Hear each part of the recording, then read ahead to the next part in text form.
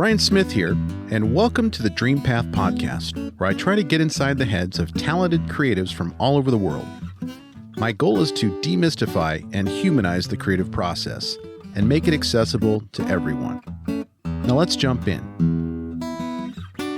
Born in Norfolk, Virginia in 1956, BJ Leiderman is an American composer and songwriter. In college in the 1970s, he wrote jingles on the side, and in 1979, he was asked to submit a demo to National Public Radio. Sitting in a friend's garage and banging on a cheap Crumar orchestrator plugged into a TIAC 4-track reel-to-reel tape recorder, he came up with the melody that public radio listeners have been listening to for almost 40 years as NPR's Morning Edition theme song. Themes for Weekend Edition, Marketplace, Wait, Don't Tell Me, and Car Talk soon followed. Leiderman moved to New York City in the mid-'80s, where he built a successful jingle career, winning multiple awards, including the Clio. Referred to as the Oscars of marketing, a Clio recognizes innovation and creative excellence in advertising, design, and communication, as judged by an international panel of advertising professionals. Time magazine describes the event as the world's most recognizable international advertising award ceremony. Partnering with creative director and art director Howard Hoffman, Leiderman has worked as a copywriter for clients including Nickelodeon, Tyco Toys, and Cartoon Network at Bozell Advertising and Gray Advertising in New York. Leiderman lives in Asheville, North Carolina, where he produced his debut album, BJ, in 2017, featuring the Randall Bramblett Band and Bella Fleck. This wide-ranging interview takes place in two locations. We start on a hike in the woods surrounding Asheville, North Carolina, where we talk about meditation and his battle with Lyme disease, which has affected his memory, making it difficult to learn and play new music. We finish the interview at a grand piano, where BJ plays some of his most memorable musical compositions, reflects on his musical career, and shares advice for folks who want to make a career in the arts. So please enjoy this talk with BJ Leiderman. This is the beautiful, I don't know what to call this. The high school kids, when they practice their running, their track, they go through here. This the cross-country running? Yeah, let's just wait a minute. No, that's a little murky with the, we'll go this way. The guy who owns all this, and when I say owns all this, he owns, as far as the eye could see, this side of the road and the other. And he parceled out some land for his kids up there with some houses. But this he likes to keep, when he comes out here with his tractor, and he beautifies it and makes it all nice and smooth. And he lets people come and bring their dogs, and it's great. The dogs run like hell. This is and nice. We don't have to worry about them running off. This is great. RUNNOFT. So, what is that from Forrest Gump, or what is it? It's from Brother, Where Art Thou? Oh, Brother, Where Art Thou? Yeah, I knew that there was a reference there somewhere. So we're here, for our listeners, we're in Asheville, North Carolina with BJ Leiderman. And we're walking through some lush, green pasture of some kind. There's trees all over. There's hills surrounding us that are packed with beautiful green.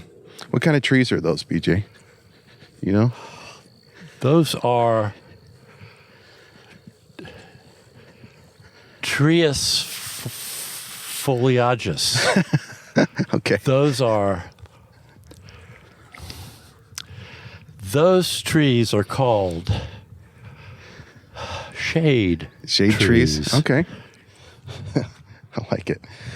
Anyway, we're walking with BJ, and this is a different approach to podcasting that I have never tried, which is interviewing out in nature and dealing with the sound of the wind and the various challenges, audio challenges we're going to face. But I think the payoff will be that we're actually doing something pretty unique out here and getting something we wouldn't normally get in a studio. Yeah, we're seeing some wildflowers. I'm so glad he's let the wildflowers pop back up. Yeah. They're beautiful. And purple and white, yellow, wildflowers, and butterflies. It's supposed to be about 85 degrees today. It feels 95 on my balding head. So we're almost into the shade where there will be no wind and everything will be hunky-dory. How you doing? Good. Hope you're paying her well. She's an intern. Stop. It's volunteer at this point. Stop. Do you meditate? I have a meditation app, and that's about as far as I've gone. I've tried. Did the very process of installing that app, could you feel something click into place? Yeah, well, I've actually tried meditating with the app, and it is extremely difficult for me to even try a minute to 2 minutes, which probably is a sign that I need to meditate more. And I think there's an easier way to approach it, and I'm saying that because I found it, and if I found it, anybody can find it. yeah, And so I find it's, see up there, the tippy top, on the other side of that mountain is Billy Graham's home, and it's called the Cove. It's where his university of sorts is, and supposedly up there at the top there's a platform where he used to come, and you can see Asheville, the downtown Asheville from there. wow. He used to come and practice his sermons. That's how it goes. That's how the story goes. Okay, folks, get ready for some lush life, coolness and beauty and solitude. Oh, yeah, this is gorgeous. So we're walking into a shaded area on a trail, and the sun is peeking through the trees here and there, but the temperature is probably a good 10 degrees cooler in this shaded area. So you walk very slowly, very deliberately, being aware when you pull your foot off of the earth, when you set that foot down again. No special type of breathing,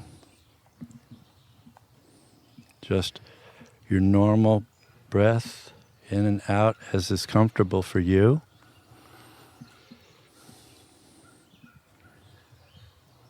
And every now and then you find a shady place to stop and just stare off in the distance, breathing through your nose. You're not thinking about a thing. You're not really worried about anything, because you know if you let go for these few minutes, it's not going to be a deal breaker of any kind.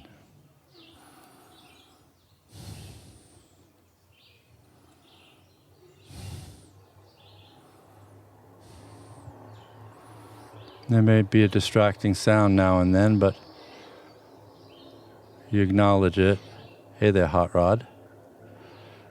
And then you can let it go. And the sounds of the forest come back. That's how I do it anyway. Nice. Yeah, that is a something that I don't think many people take the time to do, which is just to be still. And a lot of people have access to a place where they can be, where there is sufficient quiet, where they can be quiet and still. And people even in cities have access to little nooks and crannies of gardens or forests, growth. Yeah. That sort of automatically sets the scene for a real, for solitude and a real meditative experience. Unless, of course, you meet Mr. Bear up here, which I did yesterday. There's bear up here? At the house. Oh, yeah? Yeah. You live on one of these mountainsides, and, you know, they were here first, so they mostly come out when people are skitsy with their garbage, and the bears come early in the morning, drag your garbage into the woods. But Maisie chased this bear the hell off the property yesterday. Wow. And I followed. I made sure that bear wasn't going to come back.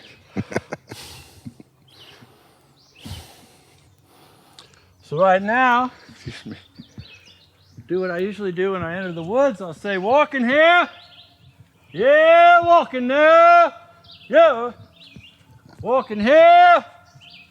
Gone now, gone.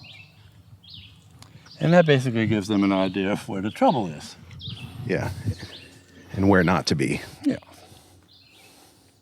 I'm not taking you on a long thing. Do not worry. I'm just going to find the coolest part in here. And we will just maybe sit down. Can never get too far away from an internal combustion engine, though.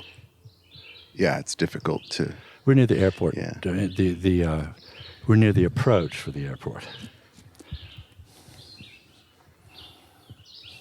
So is that bear spray in your pocket? Yes, it is. Okay. You didn't tell me you were carrying. You don't need a permit for it. Yeah. Is that bear scat? Mm-mm. Nope. Maybe deer. So you know I have Lyme disease. Oh, I didn't know that. We start there.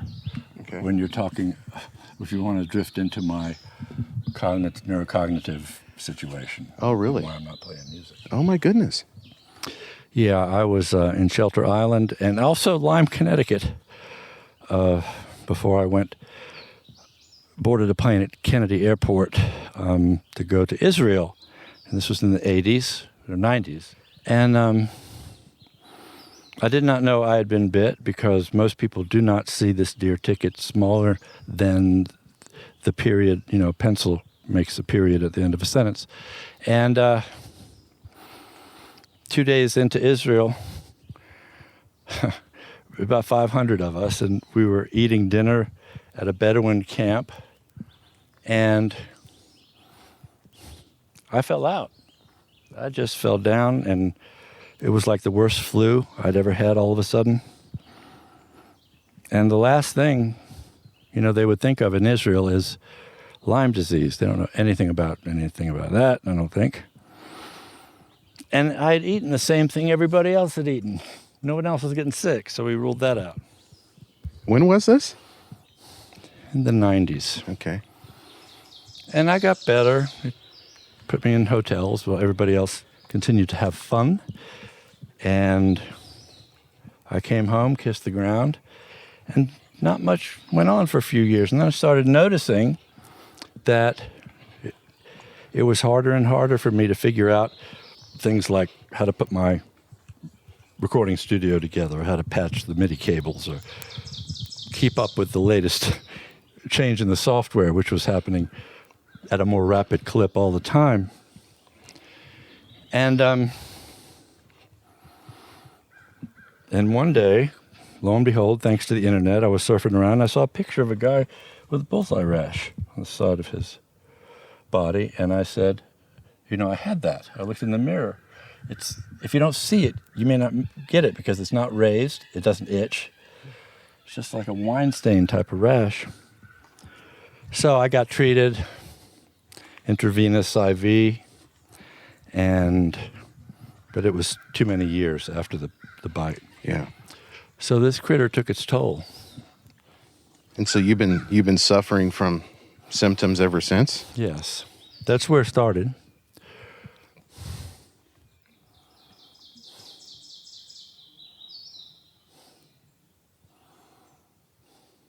Let's go to Bonnie's. It's a bit too hot right now. It's getting Different warm. part of the day for It's this. getting warm, yeah. But we can continue. Yeah, that was the start. And So what we're up to now is moderate cognitive impairment. Moderate cognitive impairment. And for me, the stuff's all located in the frontal lobe, working memory, executive function. Guess what? That's how we communicate, talking to each other. And the tests show that I am really sucky on my auditory learning.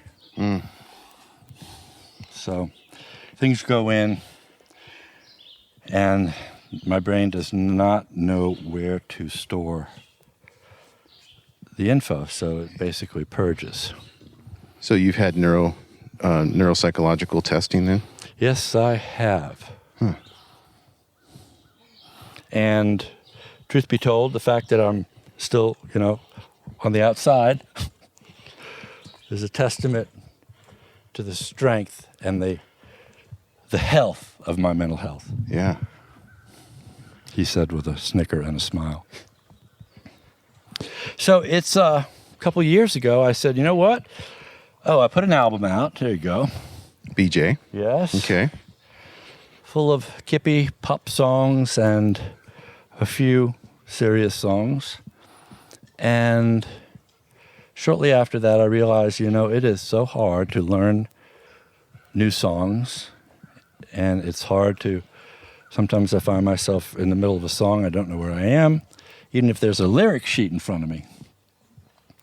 So I pulled myself out of the biz 2 years ago. And basically have been concentrating on healing my body and my heart and my soul. And lately, though, I've been on my own trying to figure out a new way to learn songs. And the trick is learn them in very small increments, short bits. Yeah. And stringing the bits together kind of comes naturally. When you had an album, one song would end, you sort of could hear in your mind's eye what the next song, the beginning of the next song. Mm-hmm. That happens the same thing this way. Yeah. So you're just breaking it into smaller parts. It kind of puts it, shuffles itself back together rather easily once I start playing it. The other part, which horrified me, is that my processor, my brain, was not telling me if I'm singing on pitch correctly. I couldn't quite tell anymore. So there are a couple workarounds for that too. In-ear monitors, and God help me if I have to buy one of these, but I will if I need to.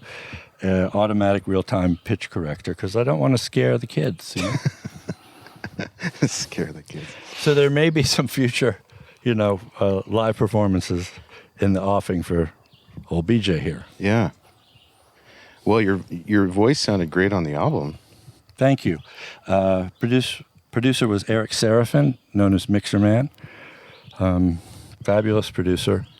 Worked me to death, got the best possible performances out of me. And the band, backup band, was great too. They were the Randall Bramlett Band out of Watkinsville area, Georgia. And it was a joy, but hard work and scary for me. I mean, this is my first album, my only album. Mm-hmm. What am I going to do? I have a certain public radio image to keep up. Uh-huh. So the album was put out in 2017. Did you record it all in 2017? I think we recorded it in 2016. Okay. I don't know. Here's the thing. You must go to other people for dates and times. Okay. I do not have that shuffled in the deck well. So how did it come together? I mean, you played with Bella Fleck, right? Actually, Bella was interesting. My good friend, and she was assisting me at the time, Barbie Angel. Yes, Barbie Angel. She told me to come to the Leaf Festival, the Lake Eden Art Festival, which is a twice yearly, wonderful, huge gathering in the Black Mountain area. And she said, come backstage after Bella's set. I want to introduce you. So she did. And he sort of knew who I was. So I asked him there. I said, I have these pre-made, very short snippets of instrumentals that I would love for you to consider playing on. And he chose 3. And he invited me to his Nashville studio, let me produce him. And those are 3 of my favorite cuts on the whole album. Oh, they're great. They're great. It's kind of joyous. Yeah, I mean, Bell is just such a great presence on an album like that because you know it's him. I mean, it's just singular, unique. When you have a style like that, it's hard to hide. Yeah, and but he really plays the banjo like no one else, and actually turns it into almost like an electric guitar in some ways. But yeah, that's awesome. So I was fortunate to be able to do things like that. Fortunate to have Randall Bramlett and his band, just such a solid rhythm section deal going on there. Yeah. And so I was happy with it. It's done. And we can talk more about that. Yeah. Where we went from there. Hi there. Good to be indoors. BJ Leiderman, thank you for being on the podcast. You're welcome. Thank you. And thank you for the hike earlier that I'm still cooling off from. Yeah, I think we lost part of our chi. Yeah. over there in the woods.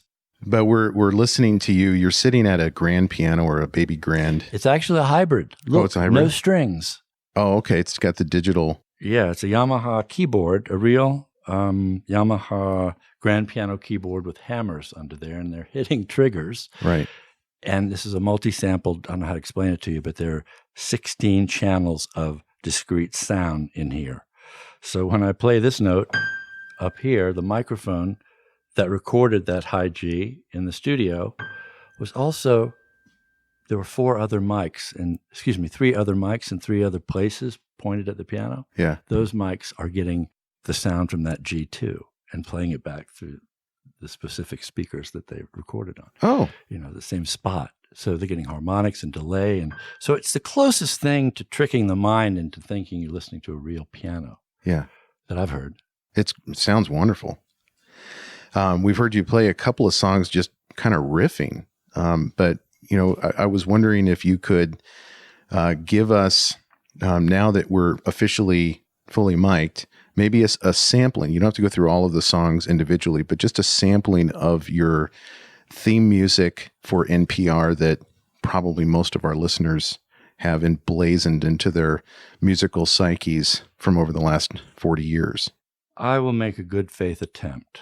Okay. To do that. Let me see.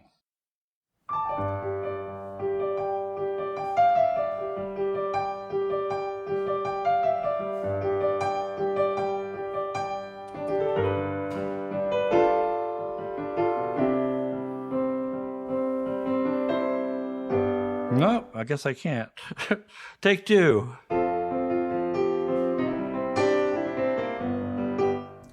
Do this with the glasses. That's better. 3, 4.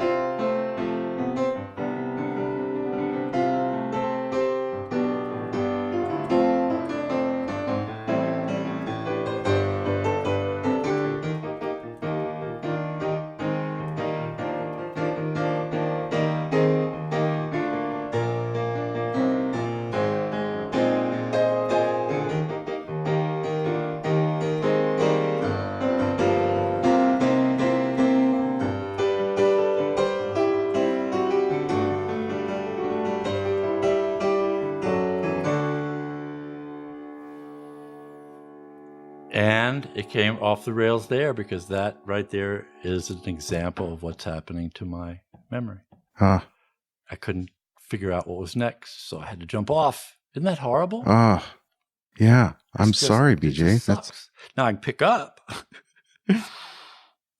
but I won't.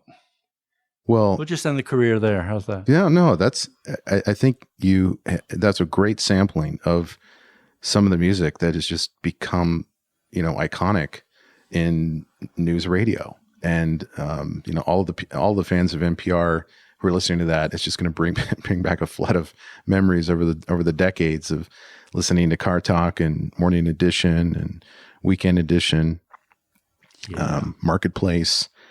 So can you tell us the origin story of the NPR theme music and how you got into that sphere? Of course I can. Thinking about making something up instead. It was right place, right time. Yeah. It was 1977.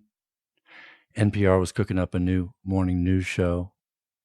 They were kind of in trouble with the pilot that they sent out to the affiliates, the member stations. I think the member stations didn't like it so much, and so they had to, restructure everything very quickly, and they brought people from inside NPR over to be producer. And I had given my cassette tape of jingles, my jingle demo cassette, to my good friends Skip and Jerry Peasy. Skip worked in the engineering department at NPR. Jerry was a PA and did other things, other stories with them. And as Skip tells me, one day he went to his mailbox down there and there was a little piece of paper from the desk of Jim Russell, who was the new producer of Morning Edition, said, Skip had given my jingle demo to Jim because they needed to retool this show. They had a deadline, they had an air date. And the piece of paper said, "Get me BJ Leiderman," underline, exclamation point. So I had a meeting with Jim. They told me what they wanted to do. They told me what the morning was going to be like. And yes, we do have dogs.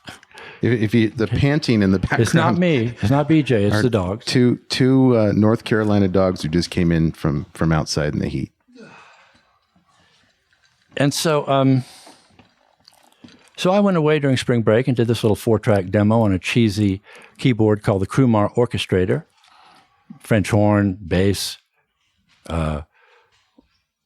string sound. This is before real synthesizers, so this thing sounded like hell. And he loved it. And a little while, I don't know how many months, whatever, before the show was set to go on the air, he left to start his own consulting. Actually, he started up Marketplace. He produced Marketplace at first, and he handed the tape over to the new producer, Jay Kernis, and with the instructions that when you go into your first, production meeting or creative meeting, and they say, well, what are we going to do about a theme? You raise your hand and give them this. So you got to think about that moment for a second. If Jim Russell didn't believe in that demo, it had that melody was right there with it, and did not hand it off to Jay. Or if Jay, introduced it to the board or whatever, and they didn't like, a number of lucky happenstances happened, one after another, and they green-lighted the project to go into the studio and do a number of different versions and timings, and Jay Kernis calls them buttons and bleebles. A bleeble is the thing that goes round and round and round.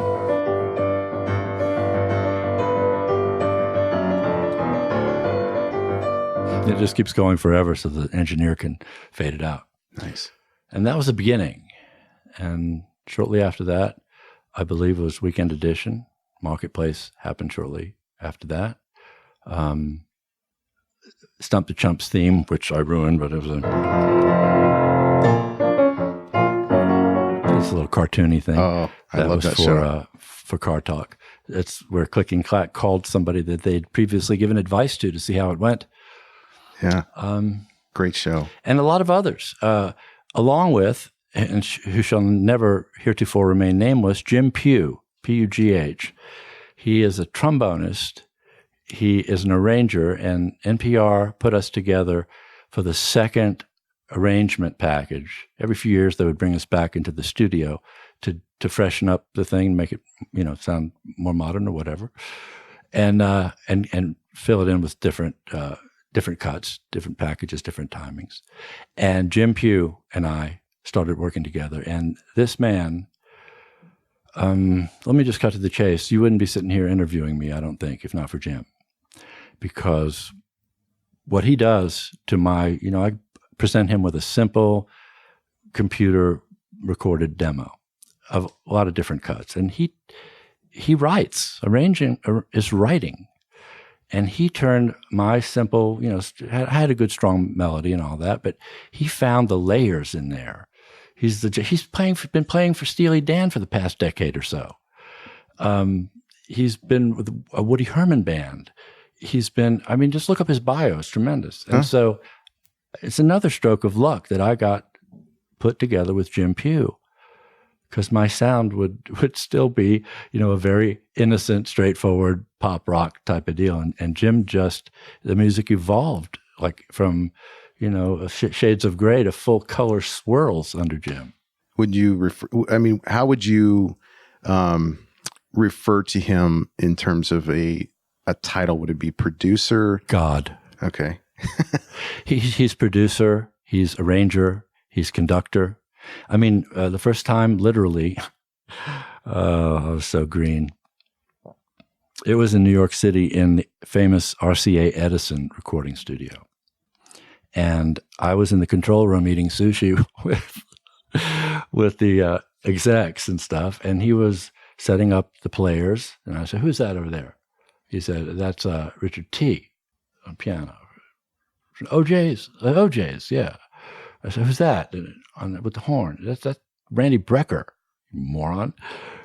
"Who's this over here?" "It's Chuck Loeb. He plays with Steely Dan." It's just one after the other. These are people he plays with in and out day to day on jingles and movie soundtracks and scores and stuff like that. So I had all that. Nice. And the Steely Dan folks talk about musicianship. These are not just pop musicians. They're people that understand, music probably more intricately and intimately than most musicians.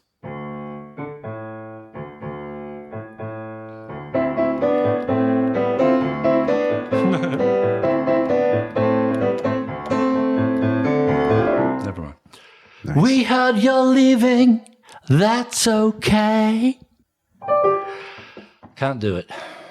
So 77, the demo tape makes its way to the right people. And 78. 78. We're by 78 now because the show aired November of 79. And so good timing, good music, talent, a lot of a combination of a lot of things. And all of a sudden your theme music is being heard across the nation. At that time, how old were you in the late 70s? 22, 23, something like that. So I would imagine that you didn't have a very good grasp of the business aspects of... Hell no. Like any 22-year-old. This is what happened. They sold it to him cheap, and then Jay and Jim, Jim Russell, Jay Kernis, they both said, "Look, we're not giving him much money. This thing could go on forever. Why not give him a credit, on-air credit every week?" It was a lot more than that, but they've stopped doing credit. Anyway, my name is known because it's a silly name. If it was, George Bannon, no one would, but it's BJ Leiderman, and that's kind of weird, isn't it? And you hear that every day on a number of shows, So you sell the music to them, to the station, and it's a one-time deal. You're just like, here you go, you can buy it, and for it's each yours. package. Okay. And then they can play it as much as they want. Correct. Forever. And, in association with that show. They can, for promotion, whatever. Okay. And then at the time, I imagine it sounded like a pretty good deal, but did it Did your perspective on it change over the years? I consider that first go round, I learned from it, but I considered it a necessary go-to situation because it opened the door, and I didn't have any idea at that time how powerful an on-air audio credit is. As time went on from the 70s, you notice credits on TV shows and movies started flying by faster and faster with smaller type and all this stuff. Hearing a name on the radio sticks in people's minds, and that kind of did the trick. Yeah. So I would have done that for free to get, the stipulation of having an on-air credit at the time. What kind of opportunities did that open up for you as an artist? Having your name in the credits every week, and you sort of become a household name. Mainly what happened was, especially when the internet evolved and I started getting emails from listeners telling me, and they use pretty much this exact phrase. It's kind of corny, but I've come to love it because it warms me up. Your music is the soundtrack of my life or of my morning or whatever they say. Yeah. And other opportunities. The strangest thing is about BJ Leiderman, most other quote unquote, composers or artists of fame or of merit or whatever, they've done a whole lot of stuff. Their list, their demo reel is deep with hundreds and hundreds of things and thousands of awards and this, that, and the other. Although I've done my fair share of jingle work, which is sort of, the in the trenches training for all this, I think that because I don't have such an extensive body of work, it is mainly the NPR and other public radio shows, some that have come and gone. I think it's because I have stayed centered in that area of the universe that I've taken a place of sort of a heavier, place of more gravitas, if you will. First of all, because it's NPR. Yeah. There's a lot of luck involved that I landed with NPR and not some other, shit for brains organization that shall remain nameless. Yeah. I'm proud. My background is broadcast journalism. I studied under Ed Bliss, who was the father of broadcast journalism at American University in D.C. And I'm all about journalism, which is why right now I'm pulling my hair out when I see, a lot of stuff that I see and read and hear that purports to be professional journalism. Effie, do not throw up down here under my piano. I will drop kick your kitty cat ass. Go over there. Good girl. Okay. I'm only kidding. She loves when I talk to her like that. So how did you get to the point where you were writing jingles? You're in your 20s writing jingles, and that is a job that I don't know how you make your way into that space. So tell us. You have a crazy mother who's in the arts, who's got a crazy friend who wants to sing, and mom finds a business. A friend of hers had a Nautilus health spas. They had the Nautilus weight machine, that had the round. It looked like a Nautilus. She said, BJ, can you write a jingle for this health spa thing? And then I'll pay for you to go into a recording studio and let my friend sing on it. And that's what happened. Went into Alpha Candy Apple, which is in Richmond, Virginia.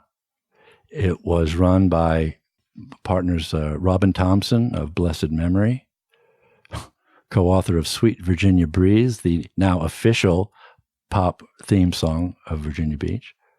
And it was 8 tracks back then, and had a drum set up, had a synthesizer, had a piano. I just went back and forth like a kid in a candy store. And then Barbara Eilberg came up and sang of blessed memory. And Good. Good. Be good to your body. Take care of your body.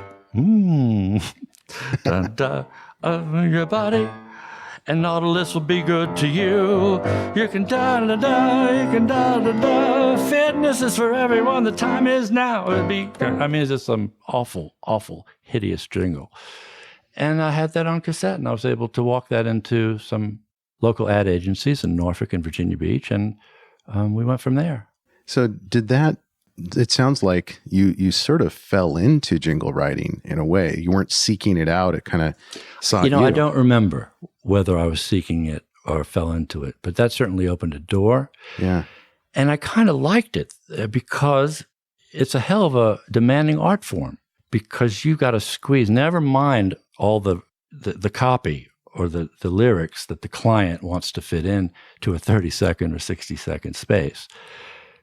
You can't shut me up about the horror show that was. But to come up with a concept. I later went on to work at ad agencies as a copywriter and concept with Howard Hoffman, art director. They would pair up a copywriter and an art director. So the creative challenge of coming up with a clear, concise, meaningful, powerful, moving, and not for nothing effective concept. Most people are going, what's a concept? And they still do that now because, you can make a piece of music sound beautiful. You can correct pitch for singing and for instruments. You can make everything snap. But if it's based on a concept that's weak or out of focus, it's not going to work. So I loved being able to just start with a blank sheet of paper and just be told, this is your audience, this is the store, this is the product, this is what we want to accomplish. And I could do pretty much anything I wanted from that. I would imagine, and as a musician myself, sometimes the most daunting part of writing for me is when there are no rules or constraints. It's like you don't even know where to start. But if you start with the concept of this has to be 15 seconds or 30 seconds, so you automatically have the parameter, the time parameter, and then you have the customer, the client who has a message, a very clear message that you want to get across. I would imagine that that's a nice luxury to have as an artist to give you sort of the playbook that you have to follow. I like it both ways because invariably I found myself as a lot of creatives in the ad industry inevitably find themselves doing from time to time. We find ourselves telling the client or trying to gently insinuating to the client what they need as opposed to what they're telling us they want. But this idea I have is much more interesting. It's going to keep people listening to your stupid ad for for the whole 30 seconds. And they're going to remember it more and they're going to act on it. Because the first thing, we're asking people to sit there through 30 seconds or a minute, whether it's TV or radio or internet or whatever, we're asking that much of their time. You had better damn entertain me, You'd best come up with something that makes it worth my while to sit here. And most of them don't. So when you were growing up in Virginia, what were your musical influences? I'm saying Beatles. this as you're wearing a Beatles shirt. Beatles. So you've got is that an Abbey Road Beatles. shirt? Yeah, this is the Abbey Road version, and Okay. George gave it to me. If I didn't say that, I'd be wrong. And there's I've got a couple others. I've got, Rubber Soul, and anyway, it doesn't matter. Everybody's got these things. George Harrison gave that shirt to you? I'm kidding, okay. love. Okay. The Beatles, I had a dear friend in elementary school by the name of David Lively, and he was a drummer and a keyboard pianist. We both had pianos. My parents were sending us to basically the same piano teacher in the neighborhood. And we started up a little rock band in 6th grade. It was called the Lively Sound Dimension, his name being David Lively. lively sound, dimension, very trippy colors for the kick drum logo, LSD. And yes, once we would learn these songs when they came out, note for note. And when you do that, you take the time to really listen deeply with the Beatles, especially as they evolved, you get a great education in harmony, melody, songwriting, everything, keeping things interesting. So I read somewhere that you dropped out of piano lessons pretty early, within a year, and that you don't read music to this day. That is correct. I can follow a score. I can play a piano piece looking at sheet music based on the guitar tablature over top of the staff. Because it gives you the chord. Yeah, and I don't play flowery anyway. I'm just, a Ringo of the piano.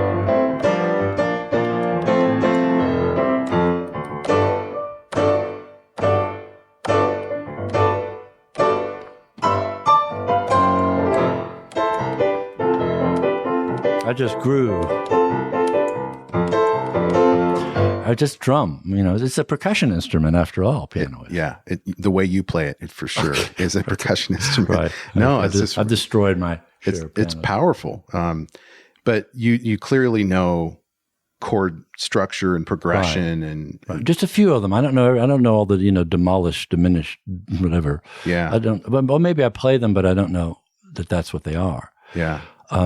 So I play by ear, and it served me well. I perhaps could have done some other things, filled in some other niches if I played, if I read music. But so the music that I gravitated toward after the Beatles tended to be good songwriting, and because the Beatles turned me on to what could be done in the studio, I also became interested in work where the studio was actually an active, instrument, so to speak, in the creation of the music.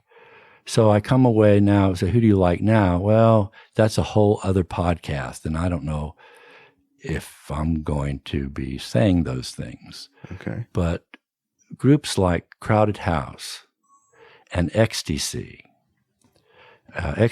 they're not going anymore because one of them has such stage fright that he can't play live anymore. But I remember XTC. They came out with a hit early on called Making Plans for Nigel. They're like two different bands to me. The two different band syndrome, the before and after. You've got, say, the before and after Dark Side of the Moon, when you're talking about Pink Floyd. Right. It's like a demarcation, like something happens.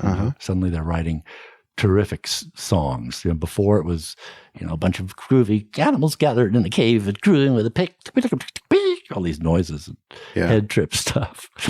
And so XTC had their which was a lot of punky stuff bordering on atonal. I couldn't really listen to much of it. And then Todd Rundgren stepped into the picture with them as producer on the album Skylarking. And it's a wonderful songwriter's album, but what came after, and I mean every album after Skylarking, was an amazingly solid, groundbreaking, award-winning piece of work to me. Yeah. So your influences as a kid kind of matured into... So you like the pop sound of Beatles, and obviously they're great songwriters. And others, not just Beatles. When I say, we were also doing the Monkees, we were doing some Stones. Elton John. I don't know if we were doing Elton John back then. It was a little early. Elton came on in 70. Yeah, well,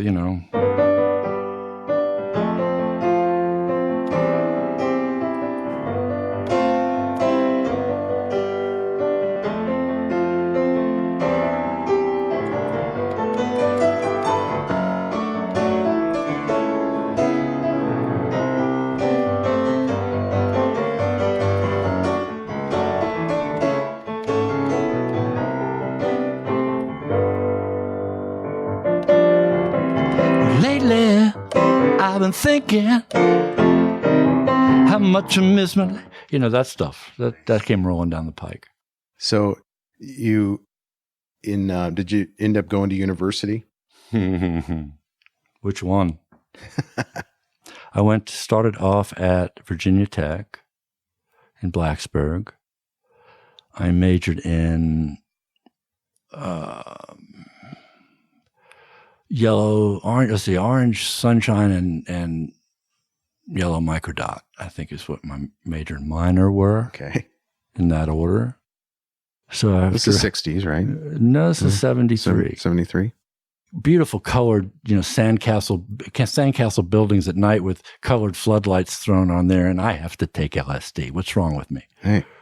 So I felt guilty about wasting my parents' money because soon the computer was spitting out report cards for me that had a note on the bottom: "Warning, danger, see course advisor immediately. GPA under 2.0. 2.0 is pretty good, isn't it? Thought so." So college wasn't working out because of extracurricular activities then? College wasn't working out because I was a dumbass that thought I could go to a liberal arts school and major in political science, Beavis, because they did not have any media stuff yet. The year I left, they broke ground on a huge multimedia complex. So I went back to Virginia Beach, and I went to Old Dominion University. Oh, you're making me remember this stuff. Where I majored in biology, just so I wouldn't be a dropout. I said, "Yeah, Mom and Dad, I'll come back and I'll go to school here." And I found myself staring into a pan of, a frog pinned to wax, like I had done in high school, dissecting a frog. 5-hour lab a week. I thought I'd lost my mind. And my father hooked me up through a friend with a summer job at the CBS television affiliate, WTAR, as the cameraman. And that's when things got fun. Kind of lights went on broadcast journalism at that point. It was fun. Yeah, and then I got accepted to American University when they were, rioting in the streets and protesting the war and burning ROTC buildings down. I thought, this looks like fun. So I went there, and that's where I hooked up with all the NPR stuff. And so with the recognition that you were getting through the NPR broadcasts and the music that you wrote, did you stay in the ad industry at that point? Yes, I did. In fact, I wrangled Jim Pugh into doing some jingles with me. Actually, somewhere in there, ASCAP Music Theater Workshop accepted an application from me. I'd written a rock opera called Rock Carol. Dickens, rock and roll in the recording studio setting. Charles Dickens's rock opera? Yeah. And so they had this workshop where you would come to the ASCAP building 2 days a week. No, one day a week. And you could play 2 of your songs on 2 different nights for a varied panel of Broadway luminaires, from Peter Stone to Patti LuPone to, actors, producers. One night, my night, was, Stephen Sondheim. Oh, my goodness. Because I had to sit there on this little rickety piano and play 2 of my shit-for-brain songs for Stephen Sondheim. And then, of course, at the end, they would pick your stuff apart. But I met my lyricist there, Jim Morgan, of blessed memory, who said, I like this. It's great. Let's start from scratch. Let's do a musical theater piece instead of a rock opera, a family musical. By the way, I have a friend who wants to sublet his apartment in Soho. And I said, doors open, and I flew through them. I moved up to New York for a few years. Where in New York were you living? The first one was in Soho. That was the corner of Prince and 6th Avenue. Really nice, juicy area to be at that time. So that was the 80s? Yeah, I don't know. Do you know? Search me. I don't know. I was born in 56. Yeah. This is, what is this? 2019? Yeah. Figured out. It's somewhere in between there. Yeah. And then I moved to 21st between 7th and 8th in Chelsea. So growing up in Virginia and then moving to New York, was that a bit of a culture shock, or did you feel actually kind of more at home in that environment? A little culture shock. Never drink a carbonated beverage when you're having an interview, kids, by the way. Good pointer. End up belching through the entire thing. It quickly started to jazz me. It was neat because the energy was so cool. The energy was so high. But it's that same energy that made me want to leave. Everybody there is good.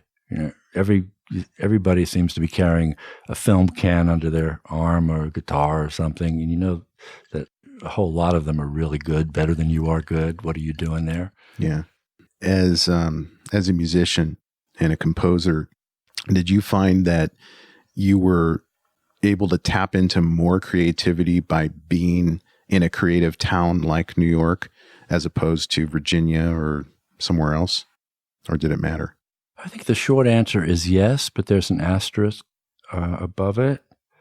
Yes, because I immediately got connected with a clique, as it were, of people who were in and out of the studio. The first thing I did when I moved to Chelsea was find a recording studio near me. And I just walked around and I saw, okay, this is the Secret Sound of 28th Street. I took the elevator, went up there. And when the doors of the elevator opened into the lobby of this place, I looked on the wall and there was a gold record, a 45 gold record of this song that I had adored in Virginia Beach. It was a song by a band called Everything is Everything, Native Americans. And the song was a genuine, I think it was a Sioux peyote chant. It's called Wichita. And it had become a regional hit when I was a kid. And so I went to the owner. I said, was this recorded here?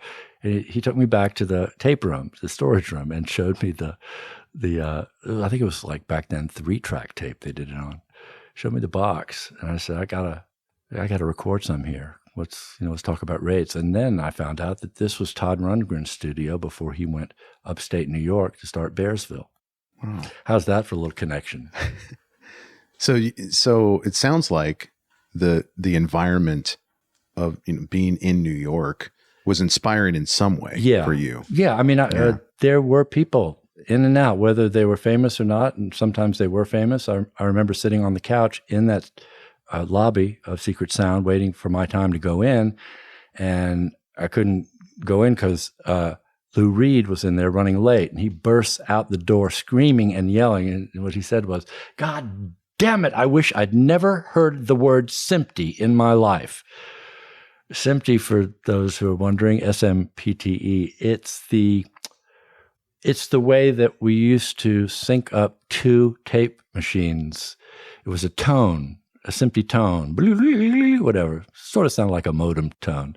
And by playing that from one tape machine, the other tape machine would listen, and the 2 would roll simultaneously and not drift from each other. So you could gang up 2 8-track or 16-track machines and have. But invariably, there would always be dropouts. And when there was a dropout, the sync would be lost. So what was it about that energy that made you want to leave New York? The quality of life. Okay, no matter who you are in New York, no matter how much money you have, once you get out of your penthouse dealie, you're downstairs having to deal with the same traffic, potholes, noise, smells, sounds that any other schmo has to deal with. Just the very going about your daily business, buying groceries or bringing laundry to a place. I was tired of being a fire ant with a bunch of stuff on my back. Yeah. I didn't really have the money to cab everywhere. And if you did, there was no guarantee you're going to get to your place on time because traffic is horrendous. So a light went off above my head. I said, look, goals are fine. It hadn't really occurred to me that I'd sort of made my mark sort of in public radio music history or whatever. That wasn't happening to my head. My head had not become big then. It was only later that my head got big. And I said, yeah, I'm leaving. I'm going back to Virginia Beach. They thought I was crazy. My friends thought I was crazy. And was it the right move, you think? Oh, I don't know. Wait a minute. Yes.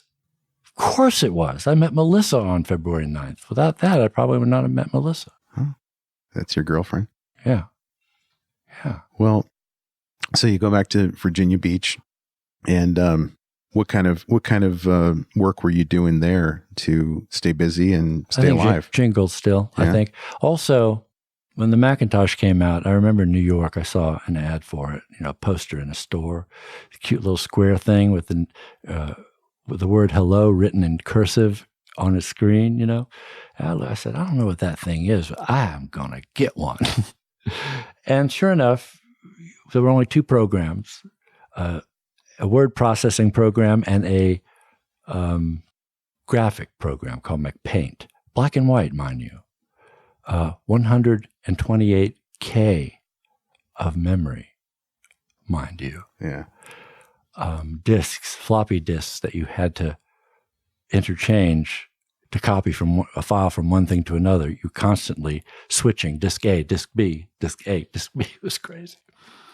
But it was fun. We started the New York Mac users group. We got some of the luminaires from Apple to come and speak to us. Andy Hertzfeld, I believe, who created HyperCard. I am carbon dating my ass here, aren't I? When did you win the award, that international award for advertising? Clio. Clio, yeah. I don't know. So that I did a little bit of research on the Clio, and it sounds like it's like basically, like a Peabody Award. Yeah, they call it the Oscars for advertising. Or the Oscars for advertising, yeah. So how did that happen? How did you get in the running for a Clio? The ad agencies invariably every year take what they think is their best work and enter it. Yeah. It's all a, pat everybody on the back type of thing, as I realize now. But back then, it felt good to win one of these things. There's a local version, the local and regional versions called the Addies, and we were winning those all the time. It's nice to be recognized by your peers because they know what it takes to do this stuff. Yeah.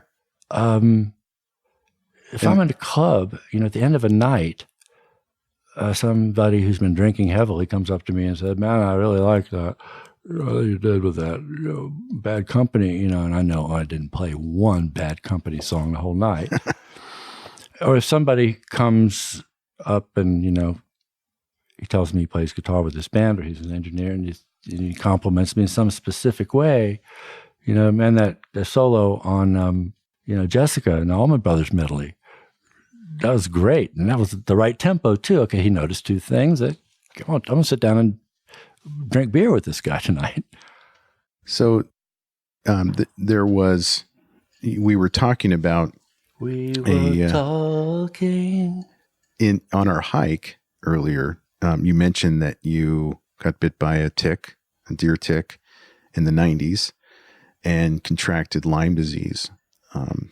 Can you tell us how that has, and I know you probably can't pinpoint particular symptoms relating to Lyme versus, something else, but how you think that has changed your ability to play music, to write music, to perform music? It's a slow motion hammer to the head. That's the way I describe what happened to me. Very, slow, like, what is that saying we have? Some animal in a pot that's set to boil. A frog, doesn't know that you can't jump out because the water's getting hotter so slowly it doesn't realize it. And before it realizes what's going on, it's boiling. And so that's what this is like. I didn't realize what was happening to me until too late to get proper treatment soon enough to do much difference. So while it appears to my friends and to other people that not a great deal of degradation has been going on in my head and in my emotionality, inside me, I can tell you it has. It feels like, part of my brain has been scooped out. Ability to learn new things, new songs even. The old songs are pretty much there for as a general rule, but learning, this has to do with what they call working memory. I've done my share of research on it. And so information comes in, especially auditory learning. I'm very severely hit in auditory learning. And, that involves listening to people. That's how we communicate. It's talking. So people talk to me, and if they're talking to me too long, too much, if they're too verbal, I have to put up a stop sign, use my hands and say, stop. Or the information that goes in my head and just gets ejected. And after that, it just pummels me. It's sort of abusive. So I've got to really watch out about surrounding myself with people who really like to talk. It's not their fault, but I have to protect myself from that. And that has changed my life. So it sounds like then that you still have the songs that you knew before. They come easier. They come back easier, put it that way. But the newer music is just... There's a great book about this, which I think it's about this and about how the internet is changing the way our brains work, physiologically and otherwise. And it's called The Shallows. And I'll get you more information on that. It's written 8 years ago, so it contains some funky stuff like, mentioning Amazon or Google. He mentions Google and he says, I'm not so sure this is going to last, but and I had to shake my head and look, then go back to the front of the book and see when this was published. It was published in 2011. So in 2017, you put out an album called BJ, which I have. I ordered on Amazon. Are you sure it was 17 and not 16? I think it's at 2017. Because that's only 2 years ago. Yeah. Wow. What do you know? Yeah. And I didn't put it on streaming, though. You have some... Why didn't you put it on streaming? I don't know. I was an idiot. I figured, the people buying this thing would mostly be NPR listeners because that's where we're concentrating our promotion. And I was on, Weekend Edition with Scott Simon. I was on a bunch of other NPR and public radio shows. I figured these guys still have CD players. They don't want to buy one. So I'm still looking at the possibility of doing an exclusive streaming debut with Spotify or Apple Music. So the album, you play with Bela Fleck on 3 of the songs on that album. Actually, let me get it straight. He just plays to the tracks that I'd already recorded years ago. This album has songs that span from, they wrote 20 years ago and some of them just a few years ago. Oh, okay. Yeah. So Bela Fleck, how did that happen? How did that connection get made? I don't know how Bela came into my mind to, there would be, I didn't know at what point I said, Bela would be a good match for some of these instrumentals I have. But he was coming to Asheville to play at a festival called the Leaf Festival, Lake Eden Art Festival. And my assistant and good friend, Barbie Angel, said that she knew him. I said, can you introduce me while he's here? So she took me backstage after Bela and Abigail finished their set. And he greeted me warmly. He seemed to know who I was. And I had this CD all prepared of the backing tracks for these little ditties. I said, would you mind listening to these and seeing if there's one that you would like to play on, if you would do me that honor? And so he took them. He said, yeah, I'll listen to them. And I don't know when it was that I got word. He said, yeah, I'll pick these 3. Can I do these 3? I said, yeah, great. Where do we? He said, come to my studio in Nashville. And I went there and he let me produce him, which was daunting at first. And I had the first 20 minutes, half hour, I'm going, what am I doing? Producing Bela Fleck. He was acting just like a player. But he had it was obvious to me, he had spent some time with these tracks and, did a little shedding and wrote some parts because it was, one take or 2 take stuff. Oh, that's great. Yeah. Yeah. What a contribution to the album too. Yep. And also very lucky and proud to have fallen in with the Randall Bramlett Band. They're friends of mine now. Michael Steele, the bass player, played bass in one of my bands, the bands I was in Atlanta called the Joe Band.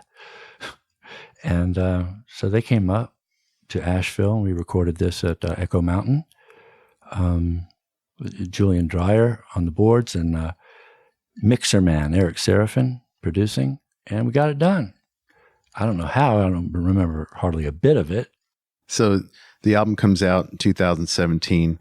and it's not on streaming yet, but it sounds like that might be a possibility in the future for you. Nothing philosophically, you're not against it philosophically. Oh, hell yes. I'm not against streaming as, the new and the next and the necessary means of publication and dissemination of digital information. I'm really not. What I'm miffed about, a number of things, including the fact that they did not have and still don't have a royalty payment system that honors the writer correctly. They don't have that in place yet. For the most part, we're talking about sound here. And yes, I'm an audiophile. I'm a producer. I'm a writer. I know what good sound sounds like coming out of decent speakers and a decent headset. And on the other end of the spectrum, I know what poorly compressed MP3s and Apple Music files, I know what they sound like. And what really tears me up is that I know that most people don't know the difference. Yeah, they don't. And don't care because they have not had the chance, the beautiful experience of putting on a headset or sitting between two wonderful speakers. And no, I don't mean those speakers on the sides of your computer, folks, or whatever. And having an engineer, whatever, push play on a 24-bit, basically the same sample rate, the same stuff that we hear when we mix it in studio. You'd be blown away. You would cry. You'd absolutely cry if you've been listening on, let's say, crappy earbuds or even halfway decent earbuds, and you're listening to a streaming version from Spotify, let's say.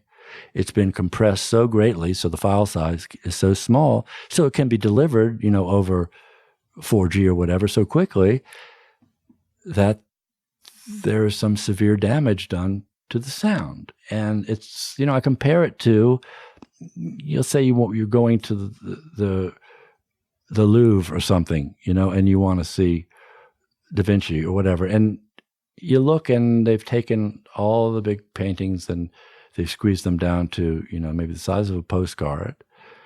And at the same time, they took out the purples and some of the reds. And the lines are kind of blurry. And you have to stand, a few feet away to see it. Why are they doing this to music? It just boggles my mind. So I understand the economics of it. I understand the necessity of some sort of compression scheme to make file sizes small. The good news is that there are a couple of services for audio files. I mean, you pay more, but you get the same file that we heard in the studio, the one I was talking about. Didn't Neil Young start? Neil Young started it. It didn't go anywhere. I think it was called Pony or Started with a P. I know that. Ponos, something like that. And he had the right idea, but Neil, I don't know. Yeah, it's tough because you're dealing with a culture that appreciates just the convenience of having everything on a phone, 10,000 songs on a phone. And there's another entire podcast or book or something that I feel like I'd like to conquer one day about the deal we made with the devil when we accepted that iPhone and the technology that came along with it. Because the first thing that happened that was obvious to me was, guys, you don't have the phone call down yet. And what I mean by that is the quality of little did I know that the main user today basically has killed the phone call. Well, the young people who use it would rarely use it for phone. Texting is the mode now. True. And but I said back then, this phone call sounds like shit. And people go, what do you mean? Well, let me point it out to you. It's granular. It's on, packet switching or whatever. Your audio your voice is digitized and cut up into little bite-sized pieces and sent willy-nilly across the internet. Well, that's VoIP I'm talking about. But even cellular, it is a crappy signal. There's delay. There's latency. You notice how you're always going, you go first. No, you go on. You go first. That's the delay. We never had that with that phone on the kitchen wall because that was what was called full duplex. every home had a set of copper wires, a pair, 2 copper wires leading from their house to the switching station. When you wanted to call your friend Phil Jones around the corner, when you dialed your number, the computer switching station would physically take the end of your 2 wires and route it electronically to Phil Jones, the wires that went to Phil Jones's house. So it was like you had your own wired walkie-talkie, and you could talk to each other at the same time. I remember singing to people with people on the other end, and you could hear them all the time. That's called full duplex. It's not this cutting in and out of you either hear the person or you're talking. Anyway, it's too much to explain. I just explained it, didn't I? You did very well, by the way. The lesson here is that I think we have allowed ourselves to let quality choose less quality, right, for the convenience of these devices. Yeah, we've actually reduced the quality of our physical connection. That the actual connection that you were just describing. There hardly is one anymore because people are more concerned with seeing where they can be, what they can do, where they can be. And I'm holding, my hand up as if I have a device in it right now, rather than being with the person in the room that you are in right now. They have reconstrabulated the priority of what's more important. And to me, I'm sorry, but it's always going to be where I am now physically and who I'm with now physically. If a phone call comes in, I'm sorry, but unless it's a certain ringtone that tells me it's someone with an emergency, I'm going to let it go. I don't look at the thing every time it beeps. I keep my phone on Do Not Disturb, and I go to it when I have the minutes, little period of time where I want to check up on what's going on. If you text me, do not expect a text back immediately, because I'm training you people. Well, I appreciate it. I need the help. I think you're doing much better than I am. A lot of people do, and society does. Yeah. And, it's one thing, and it's certainly true that younger generations who are born with this technology, we can't compare our trip to their trip. But we can look at what's happening to them and suspect that there's a probability that somewhere down the line as they grow up, they're going to suffer from an inability to communicate deeply and to focus on any effing thing for any length of time. Yeah. That they'll become aware of that and they'll fix it, because they're going to say, I'll be damned if my kids are going to have this happen to them. Yeah. So you have been working in a creative space for a long time, since your teens, and certainly since your 20s. But was there a point where you had to get a day job because the arts and music and jingle writing just weren't, you just weren't able to survive? Yeah, I did have to actually work from time to time, but I was lucky in that. I became good friends with Frank Beach, who was working for you'll love this, the C&P telephone company. Kids, that was the name for one of the telephone companies known as the Baby Bells before the antitrust legislation broke up AT&T, whatever. And I was doing audiovisual, AV it was called, right. Multi-projector slideshows. Oh, if you guys could see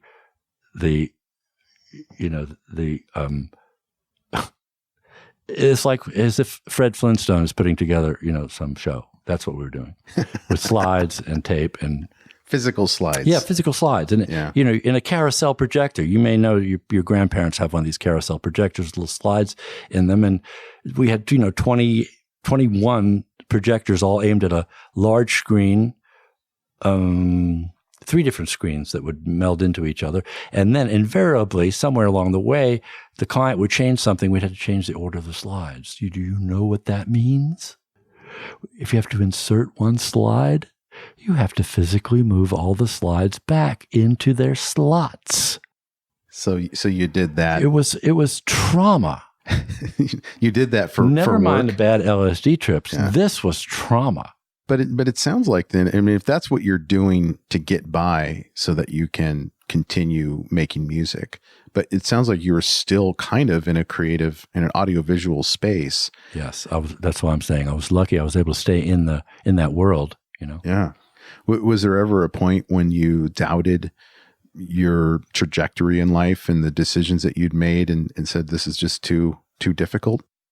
Yes. You know, I'm not one of these people who come up here and tell you that I knew exactly what I was doing every step of the way and I had everything planned out because I am Superman. No, I didn't have a clue for most of it. I let the forces of nature, you know, I went with the flow. When a door opened, no matter how strange it seemed or how different than what I was doing now, if it seemed like it might interest me, I went through it and started doing this thing, moved to that city, whatever. Yeah. I adopted the philosophy that life is ludicrous pretty early on. I adopted what is that called? It's a form of drama. Anyway. So. Well, I think your bumper sticker kind of reflects that attitude. It says everything will be fine, and then in small letters it says, not really. Just kidding. You're just kidding? Yeah, that's what I'm talking about. Yeah. You know, we are a bunch of, you know, we're all the same poor schmuck, just waking up every morning trying to get through a day. Everybody, even the CEOs of the most gnarly Beelzebub worshiping companies, to the man on the street sleeping in the box, musicians, movie stars, whatever. That's who we are. And we're not treating each other that way. So I'm surprised that I've been here this long. I'm surprised that the country has been here as it is this long. I'm surprised the world has been here this long.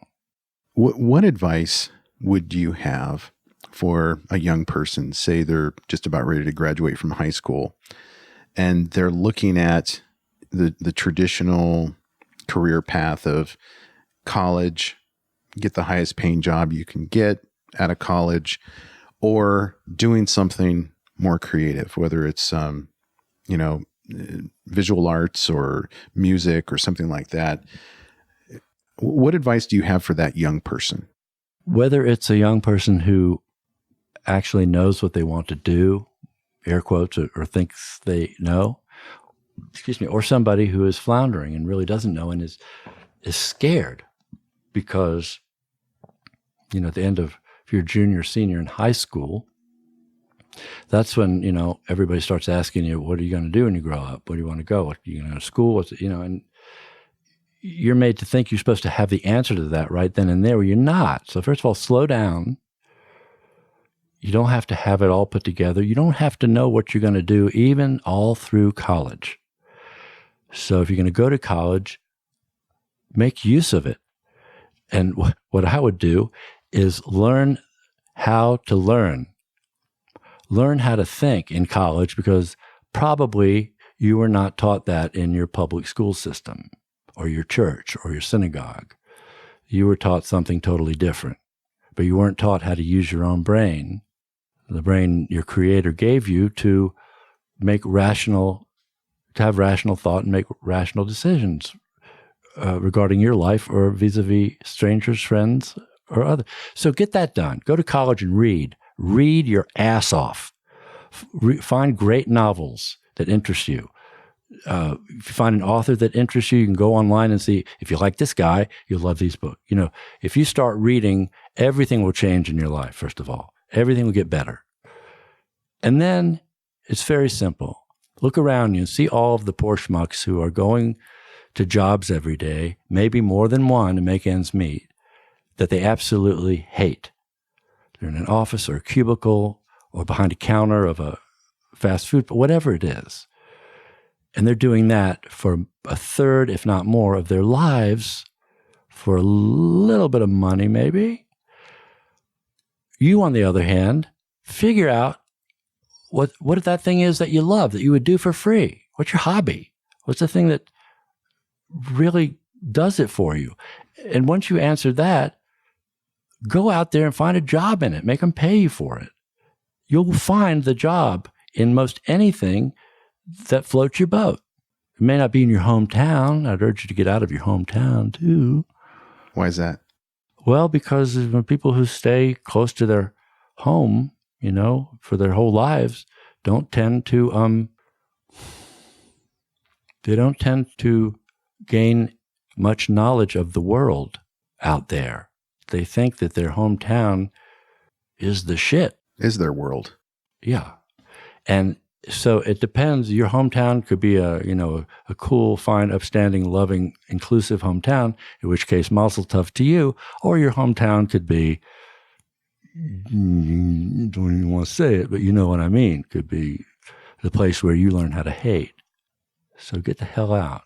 And what advice would you have for someone who has already hopped on that career path of the job that they hate?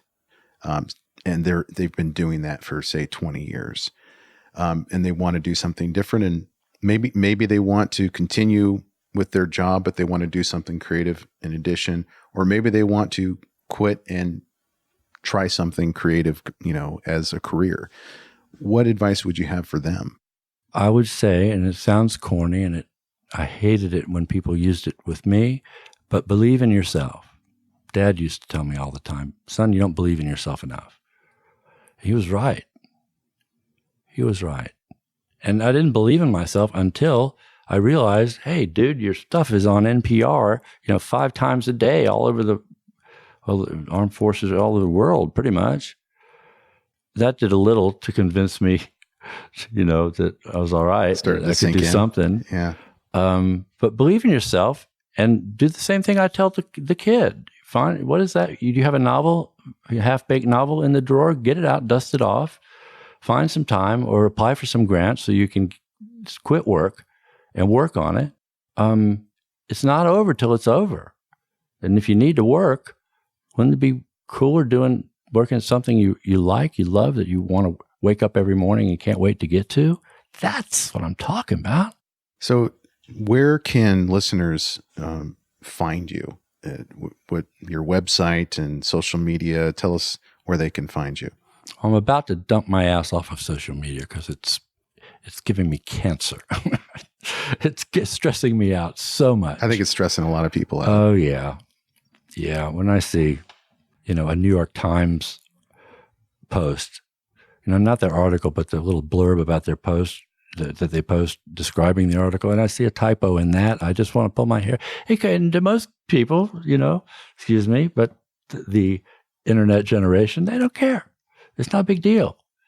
Punctuation went out the door, and that's fine too. I don't want to, I was never one to want to keep the King's English, the rule and stuff it down youngsters' throats. They've got their own way of speaking, and I guess this is their way of writing. Please keep the period because we need to know where the end of the sentence is. So your website? Yes, the website is bjleiderman.com, which will be handy because that's where you'll find my phone number probably, or at least an email address. Okay. And that's bjleiderman at Mac, as in Macintosh.com. So soon I will not have Facebook or Twitter presence anymore, I don't think. I'm going to try that out. All right. See if my neurons and synapses grow back. Well, let me know how that goes. I'll have to check out that book, The Shallows. And in musically, you live in Asheville. Is there a place that you like to hang out where people might be able to run into you? Yeah, there are a couple places. One is White Horse in Black Mountain, a couple of towns over. Okay. And they were the people who gave me my first, they welcomed me with open arms when I first moved here. Said, BJ, there's the stage. You can just do anything you want anytime. That was nice. Also, there's a place called Block Off Biltmore, which is the first vegan bar in Asheville. I didn't know there was a vegan bar. Yes, there's ways that liquor is filtered, that uses animal membranes or whatever. Well, they don't buy that liquor. Oh. And it's the hotbed of all things interesting and progressive going on in town. And then there's the ISIS in West Asheville, ISIS, and it used to be a movie theater. Sounds wonderful in there. Sound man is killer. And Woody brings some great bands in there. So you just go in any of those places and yell my name. They'll know where to find me anyway. Nice. Well, when I come back to Asheville, and I'm definitely coming back. Spend some more time next time. Have some fun. I will. Go hiking or something. I absolutely will. This has been fun. BJ Leiderman, thank you so much for talking with us. Thank you. Bye. Hey, thank you for listening, and I hope you enjoyed today's episode of the Dreampath podcast. If so, I have a favor to ask. Can you go to your favorite podcast service and give me a rating and review? Your feedback is what keeps this podcast going. I appreciate your time, and as always, go find your dream path.